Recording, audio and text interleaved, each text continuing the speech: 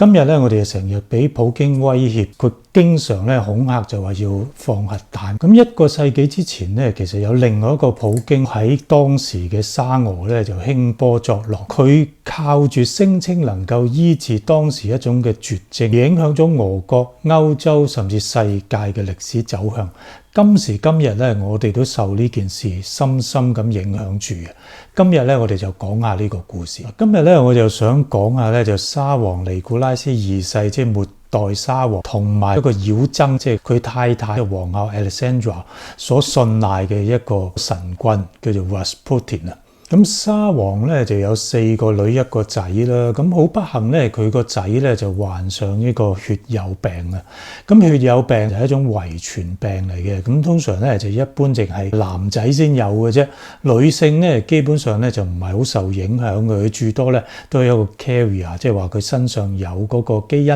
咁但係咧就影響唔到佢嘅，咁就會經常咧就無端端身體各個部位咧就流血，咁如果流血得犀利咧，咁當然就好危險啦！喺當時100年前咧，基本上係一個絕症嚟。沙皇呢個仔有血友病咧，佢個基因就來自於佢太太即係 Alexandra 嘅。Alexandra 咧就係維多利亞女王嘅女。維多利亞女王咧就本身係呢個血友病個 carrier 嚟嘅，即係話佢身上面有呢個血友病基因，咁就將呢個基因咧就 pass 咗落佢個女嗰度。遇到呢啲咁嘅情況咧，咁啊沙皇兩夫婦咧都同好多人一樣啦。咁一定咧就求神拜佛，睇下有咩方法咧可以醫到個仔啊！咁話 Rasputin 呢個人咧就係一個農民出身啦，係一個文盲嚟嘅。咁佢咧就基本上咧就以離經叛道、濫交酗酒而出名嘅。咁但係好奇怪喎，佢之後咧就去咗神學院去學過神學，佢就即係比較咧就屬於係一啲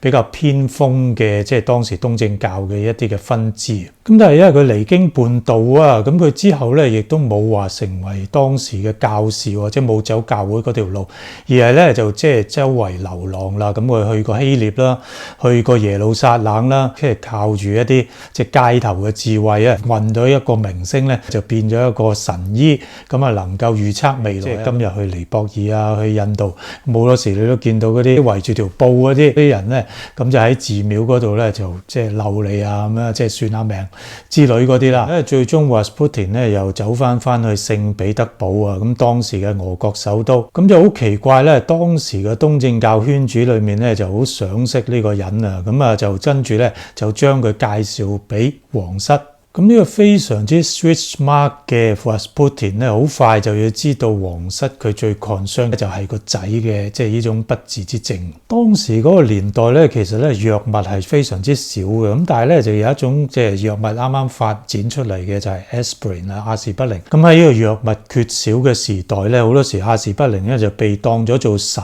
藥啦，咁啊咩病都走嚟醫啊。咁沙皇個仔咧亦都唔例外啦。咁因為咧血友病好多時咧就係即係無端端咧就會流血啊，咁尤其是喺嗰啲關節位啊，喺啲肌肉位啊咁樣，咁佢突然間流血，積咗一紮血喺度谷住喺度咧，咁好痛嘅，咁所以咧就沙皇個仔咧都經常使用呢個阿士匹靈嘅。我哋今日知道咧，阿士匹靈咧就會令到啲血稀啲嘅喎，咁如果你有血友病嘅話，食阿士匹靈只會令佢更加差嘅。Rasputin 咧就唔知點解咧，佢就識得叫皇室咧就唔好用阿士匹靈，咁唔用阿士匹靈咧就似乎咧佢個仔咧嘅情況咧就真係有啲改善喎。咁樣 Rasputin 咧就取信於皇室啦，咁尤其是咧就沙皇個老婆咧 Alexandra 當咗佢係神醫啊、聖人啊咁樣去供住喺皇室裏面。咁Rasputin喺沙皇面前啦，喺 Alexandra 面前咧，成日咧就扮到自己係一個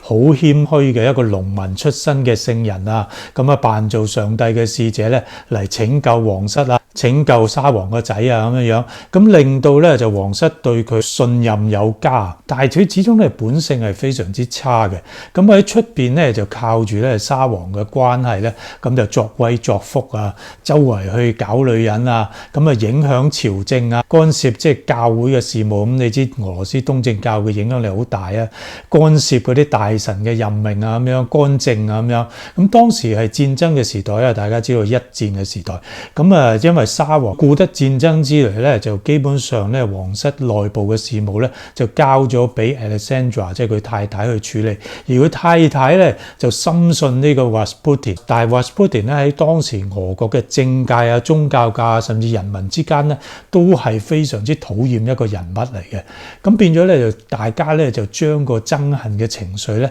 就投射喺皇室嗰度。點解 Rasputin 會知道呢啲醫學嘅嘢食阿士匹靈會唔好咧？其實我諗都未必係知，而係咧你知神棍嘅嘢啦，即係通常你都係買大細咁樣噶嘛。咁你點都要買一個，咁你有 50% 中咗就發達啦。最終呢個 Rasputin 咧就俾人暗算咧喺聖彼得堡咧就被殺嘅。當時咧就因為戰事失利，再加上咧人民啊朝野上下咧都非常之憎惡尼古拉斯沙皇咧兩公婆啊，造就咗咧就列寧嘅布爾什維克革命咧就有個機會推翻皇室。咁之後列寧咧為咗免除後患咧，咁就將皇室咧就全家滅口。講翻血友病啦，後尾咧就我哋發覺就係如果將一啲其他正常嘅人嘅血液咧輸落去一啲血友病嘅人身上咧，係可以一定程度咧就減低佢流血嗰個傾向嘅。之後咧就科學家發現咗咧，其實咧就唔係話即係個血全部嘢都有用嘅，其實咧就係血液裡面、血清裡面咧就有一啲嘅蛋白質，我哋叫做 factor VIII、factor IX。血友病嗰個根源咧就係缺乏咗 factor VIII或者 factor IX， 咁冇咗呢兩種咁重要嘅蛋白質咧，咁凡親我哋嘅血管穿咗有受損嘅時候，咁嗰個修補機制咧就運作唔到啦。即使你有血小板有晒其他嘢都好咧，冇咗 factor VIII或者 factor IX咧，你都唔能夠咧補翻嗰個缺口。之後咧就科學家咧就發展咗一啲方法咧，就將血液裡面含有豐富嘅 factor VIII、factor IX 嗰個部分咧就脫取咗出嚟，將啲小部分嘅血清產品咧就打入去血友病嘅患者身上，就能夠醫治或者預防咧流血。咁睇落去好似一個 happy ending 啦，咁但係事實咧真係唔係咁美好啊！喺80年代咧，因為愛滋病嘅出現，注射呢啲血清產品係由好多人捐血出嚟嗰啲血嗰度咧就萃取出嚟，其中有啲人咧可能有愛滋病，咁啊好不幸咧就有好多血友病嘅患者咧，因為經常要注射呢啲血清產品咧，就感染咗愛滋病，當然引起好多人間悲劇，犯咗呢啲嚴重錯誤之後咧，醫學界咧先慢慢咧就發展咗一啲技術咧，能夠將一啲血清裡面嘅啲病毒咧殺死。除咗用一啲人哋捐血嘅產品之外咧，今日我哋可以用基因嘅技術咧，就喺實驗室裡面製造 factor VIII、factor IX 出嚟。同我2年前拍一條片，我都曾經講過，個疫情總會過，但係疫情過咗之後咧，根據以往歷史嘅判斷咧，好多時咧就地緣政治咧就會有啲重大嘅改變。咁我哋咧而家就係見證緊呢個問題。記住當然要訂閱我呢個頻道，撳埋提醒你個鐘仔。多謝大家，下次再見，拜拜。